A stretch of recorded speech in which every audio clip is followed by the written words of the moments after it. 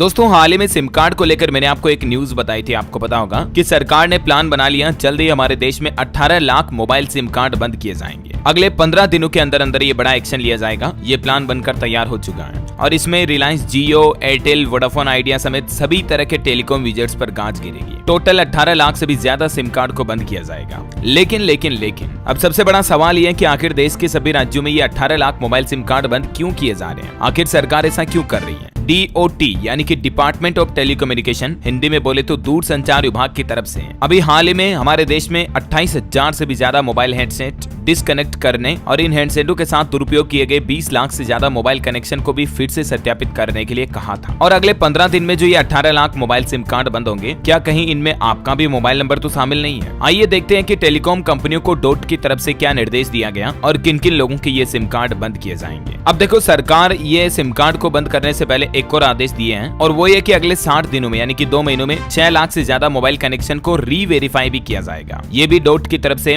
जो telecom operators हैं, जियो, Airtel, idea, Vodafone idea, उनको ये निर्देश दिया सरकार के टेलीकॉम डिपार्टमेंट की तरफ से। ठीक है, अब ये जो ऑपरेटर हैं, इनको 60 दिनों के अंदर अंदर 6,80,000 मोबाइल नंबर को तत्काल पुनः सत्यापन यानी कि री-वेरिफिकेशन करने का निर्देश दिया है। अब ऐसा क्यों? तो इन नंबरों को लेकर ये संदेह है, मतलब कि सरकार को ये डाउट है कि इन नंबरों का इस्तेमाल अवैध, गैर मौजूद या फर्जी दस्तावेजों का उपयोग करके इन नंबरों को जारी किया, मतलब कि या तो रजिस्टर किया या तो इन नंबरों का इस्तेमाल फर्जीवाड़ा करने के लिए किया गया है। तो अब सरकार का टेलीकॉम डिपार्टमेंट एडवांस AI संचालित विश्लेषण कर रहा है, यानी कि आर्टिफिशियल इंटेलिजेंस के जरिए ऐसे नंबरों की लिस्ट निकाली जा रही है जिन नंबरों का इस्तेमाल फर्जीवाड़े के लिए किया जा रहा है। आए दिन आपको पता होगा कई सारी साइबर क्राइम की घटनाएं हमें देखने को मिलती रहती हैं। तो केंद्र सरकार ने जो ये 15 दिन का एक्शन प्लान तैयार किया है, इसका भी मकसद यही है दोस्तों की ऑनलाइन फ्रॉड और साइबर फ्रॉड में शामिल जो सिम कार्ड हैं, ऐसे सभी लोगों पर कार्रवाई की जाएगी। और सरकार के इस प्लान के तहत ऐसे सभी लोगों के सिम कार्ड और यहाँ तक कि उनके मोबाइल हेडसेट को भी हमेशा के लिए ब्लॉक कर दिया जाएगा जिन्होंने अपने सिम कार्ड का इस्तेमाल किसी के साथ धोखाधड़ी करने के लिए किया है या फर्जीवाड़ा करने के लिए किया है। हाल ही में कुछ दिनों के दौरान हमारे देश में मोबाइल बेस्ड फ्रॉड में काफी ज्यादा इजाफा यानी कि बढ़ोतरी हुई है। तो मोबाइल नंबर के जरिए आपको पता होगा आए दिन कई बार ऐसे कॉल आते हैं कि मैं फलाना टीम का बोल रहा हूँ, बैंक अधिकारी बोल रहा हूँ, बैंक कर्मचारी बोल रहा हूँ, आप OTP बताओ, या आपकी personal detail, Aadhaar card number, PAN card number ले लिए जाते हैं और फिर आपके बैंक खाते से पैसे कट जाते हैं। राइट, तो अब सरकार इसी तरह की फ्रॉड और धोखाधड़ियों पर